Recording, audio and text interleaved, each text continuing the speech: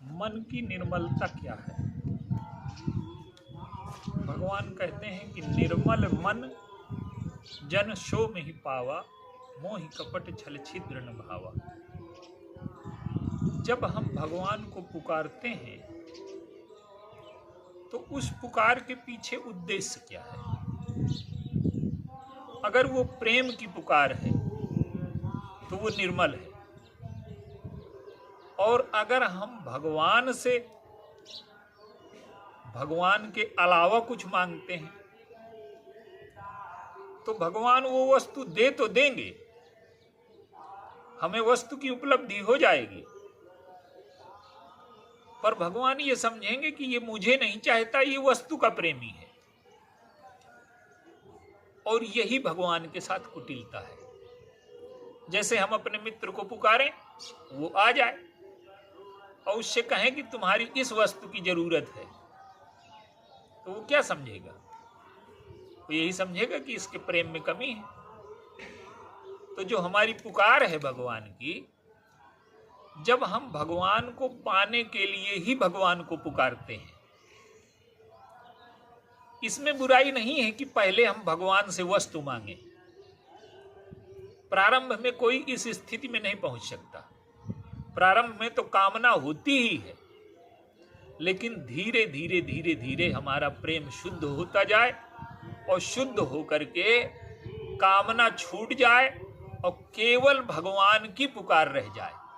और जब भगवान को हम केवल भगवान को पाने के लिए पुकारेंगे तो वो हमारी पुकार प्रेम भरी पुकार बन जाएगी और उससे हमारा जीवन धन्य हो जाएगा। इसीलिए आप देखिए,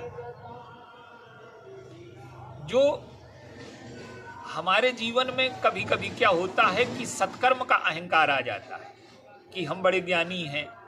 धर्म में सबसे बड़ी समस्या यह है कि धर्म में सत्कर्म तो है, लेकिन उसके साथ अहंकार आ जाता है। मैं विद्वान हूँ, मैं धार्मिक हूँ, मैं दानी हूँ। तो जिस प्रकार से जीवन में कपड़े में मैल लग जाता है, तो गंदगी को तो हमें धोना ही, कर्मशास्त्र कहता ही है। तो कपड़े में जो मैल लगा उसको धोने के लिए हमने सत्कर्म का साबुन प्रयोग किया। अच्छे काम करते हैं जिससे हमारे जीवन में गंदगी ना आए, लेकिन अंत में क्या होता है कि मैं सत्कर्म करता हूं, ये अहंकार भी छूट जाए। दुष्कर्म छूटना भी बड़ा कठिन है और सत्कर्म का छूटना उससे भी अधिक कठिन है। तो जब मन स्वच्छ होगा तो हमारे जीवन में न कोई दोष रह जाएगा और न कोई अहंकार रह जाएगा कि मैंने इतना दान किया, इतना धार्मिक हूं।